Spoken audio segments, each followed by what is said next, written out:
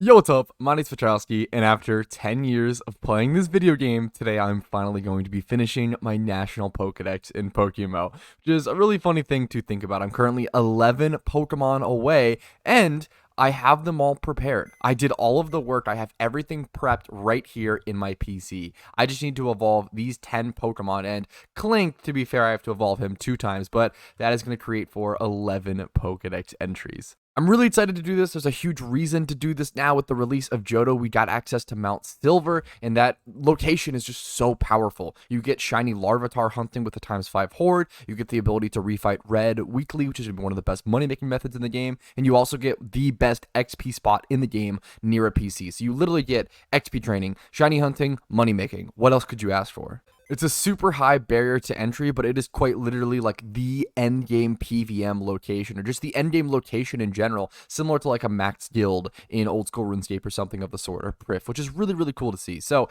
I'm going to be starting off with these 5 Pokemon on the right side. However, I do actually want to handle Swadloon first, because Swadloon's an interesting case. It's actually a happiness evolution, and I double-checked the happiness guide for PokeMMO. This thing needs Wiki or Kelpsy berries, I believe. So the best way to raise happiness is usually giving the Pokemon the corresponding berry to its nature. Nature is what matters. I do have a happiness guide on my YouTube as well. If you're looking for that, it's really helpful during evolution stuff. So 40 is happiness. It needs 87 to be able to actually evolve. So we're at around 20% right now. So what do we need? 60, I believe. So let's just go ahead and we'll do 6, and that might not be enough. We'll see 78. Yeah, we'll give it one more Kelpsy Berry will do the trick. 88% happiness, and then I just need to go ahead and XP train that thing once. Or I could go ahead and give it... I might do something kind of funny.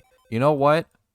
I think we're going to go ahead and do this. I didn't plan on doing this, but I want to get this done as quickly as possible. Having the Pokedex entries done as quickly as possible would be super nice. I was also planning on streaming this. However, I'm actually currently uploading a video, so I can't stream until that video is done uploading, unfortunately. So if I can get this done before the stream, it'd be kind of cool, or even get close to the end, essentially, because then I can essentially either just shiny hunt on stream, or just finish the decks on stream. So we need, how much XP? 2,700. Yeah, 3K. There we go. We can just go ahead and do one of these 3K guys on the Swadloon. It's going to be enough to give it 1 level and evolve it and complete our Leavanny Pokedex entry. All right, there it is. Leavanny. Not a huge Pokemon that I'm really a fan of. I do kind of like the head design, but overall, I think it's maybe a little underrated design-wise, but it's a little clunky, a little jarring. I like the head, but that's really all that's going for it, in my opinion. Swadloon, however, is a super underrated shiny. If you haven't seen it, check it out. All right, next up is going to be XP candying Duwat, and this Pokemon needs... I don't know exactly how much XP, we'll just have to see, but it shouldn't be too much. We'll try the 3Ks again. Duwat, it needs 2 levels is what it needs. So if we give it 3, that's going to give it the 2 levels, get it to 36, and then bam, there's our Samurott evolution. Being lazy with the XP candies, but time is money. Honestly, saving that time is well worth it. There we go. Samurott. Kind of funny, I never had an OT Samurott. Samurott's actually a pretty interesting NU Pokemon. Having access to Sacred Sword and such is pretty interesting for PvP. Has some pretty interesting stats. Very bulky, water type. Just really decent all around. 288 out of 297. Let's do Pignite next. This thing needs 4 levels. I feel like an XL candy is going to be hard overkill, but I kind of want to test it. Let's just do large. Let's see. These are 10k XP. So this is... plus 3 levels. I'll go ahead and do that, and then I can just do that and then use a 3K one. However, I think I am out of 3K ones. I'm going to go ahead and buy one really quick. I think I need a XP candy medium. It's definitely good with how expensive XP candies are. You don't want to waste them if possible. So 6,500 there. Large is probably not even that much more. Yeah, around 60. Yeah, there we go. So let's go ahead and do the... let's do the medium XP candy. We'll use that one perfect medium on. You also just passively, all of these XP candies that I'm actually using, I didn't buy any of these except for, I bought some of the extra smalls as an investment. Made a lot of money on those, thankfully. And then I also bought the 5 extra larges just in case for this video, to be a little lazy. They were like 80k or something for all 5 of them. Nothing crazy, but yeah, I don't usually buy XP candies. You just sort of get them passively from collecting alphas. Look at the eyes on Emboar. You don't notice that very often. That is menacing. Wow, I almost never pay attention to that, but that's awesome. There's 3 Pokemon done off the bat without even having to go XP train. That feels pretty cool. But with these 7, these do have quite a bit of XP left to gain. So I'm going to go ahead and just grab these 5 into the party. These are the 5 that probably should take the longest to level. From what it seemed, they have to go up quite a bit. And I have my trusty Pikachu here. We're going to head over to the Miltank location. This Pikachu is awesome because it has Discharge and Sweet Scent. So essentially, and I have like Teleport Ocarina and Fly Ocarina and like Leppas and stuff. So I can essentially use this Pikachu to just cause the Sweet Scents at these locations and then also do the Discharge to kill them. So I'm able to have 5 empty party slots during this, and then also just turn on my XP reamplifier and let it go to town. I will say the only complication with this method is that if I do happen to encounter a shiny, Pikachu, even at level 100, is really frail. So I do actually have to be kind of careful. If I happen to find a shiny in this method, I'm gonna turn on my reamplifier. If I happen to find a shiny throughout this process, I have to be very, very careful and actually play things pretty safe, spam revives if I need to. There's a huge reason why I have like 50 plus revives on me at all times. The reason why is to actually like be able to juggle Pokemon and juggle revives if I need to in some situation for like a weird shiny encounter. So having a ton of revives, a ton of potions, not only useful for the storyline, also useful for weird niche shiny situations where if I need to permanently revive Pikachu over and over and over again until they miss like a, like an 80% chance move or something, like that's important to have. But I've absolutely fallen in love with this XP training spot. It's, being the Miltank Horde spot, which obviously the Miltank is the shiny that I want the most in the game right now, on top of being a great XP spot. It's such a good spot right now. It's also sometimes worth to just run away from the Eradicate hordes, since a lot of them have Sucker Punch. You'll actually slowly get whittled down on your Pokemon. They don't give nearly as much XP as Miltank, and they have Sucker Punch. So honestly, I think I just end up running from the Eradicates and discharging off against the Miltanks. If I were to see any, 3 Eradicate hordes in a row. All right, but there we go. There's our Miltank horde. From this point on, it's pretty much just XP training, so I will just see you guys with any notable progress. Oh shit, here's level 37. On the Archon and the Tortuga at the same time. So there's 2 Pokedex entries right here. That is awesome. There we go. Caracasa. I love this Pokemon as well. Caracasa is very, very cool. I have a really strange Shell Smash competitive set Caracasa. And then here's Archon up next. A very cool Pokemon as well. Archeops. I have that competitive Archeops I've been trying to make forever, but I need to rebreed it. It came out relaxed, which is unusable on Archeops, but there you go. Really cool Pokemon. Really interesting. Obviously, Defeatist ability. One of the most unique abilities in Pokemon. Archeops has really insane stats, but if its HP is less than half, they get totally destroyed. Almost like Regigigas levels of like risk and such. Alrighty, here's the Clink evolution as well. Now, Clink I have to get into Clang and then also into Clink Clang. So this one's going to take a little bit more. What level is it? 49. That's a pretty late level. Clink Clang being 49 is kind of crazy. All right, here's the Ducklet evolution. Not having to worry about Pheno Pokemon for the Pokedex. Giga Bidoof. Nice. Swana's such a strange, very, very forgettable Pokemon. Weird Pokemon do exist. Okay, once this Ferroseed hits 40, I think I'll be good then to go ahead and head back to the PC. Drop off like almost all my Pokemon.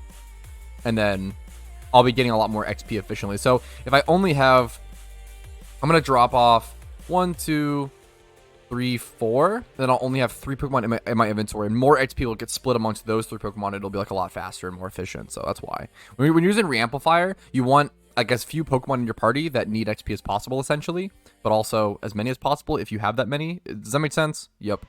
I will say I think it would have been more efficient if I turned XP Reamplifier off, because I only need XP on 2 Pokemon right now. It probably would have been more efficient if I turned the amplifier off and then just put XP share like on Ferroseed, for example. I think that actually would have saved me a bit of time, but that's okay. Not too much.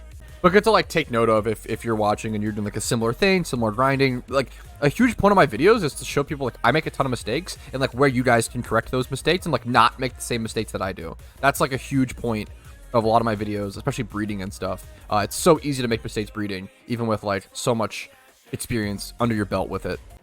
Alrighty, there's the Ferroseed evolution that I needed.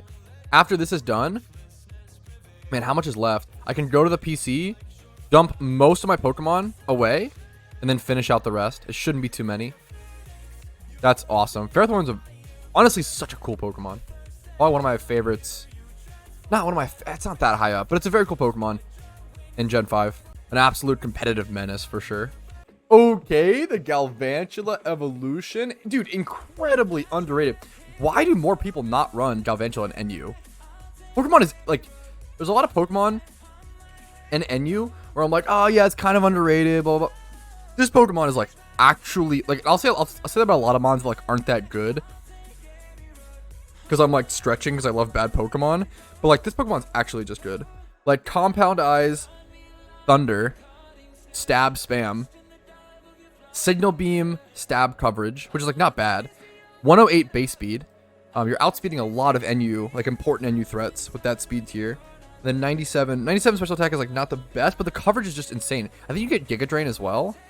Like this Pokemon is kind of insane. I use it a fair lot, I feel like, back. Do you actually get Giga or no? I feel like you get Giga. You get Energy Ball.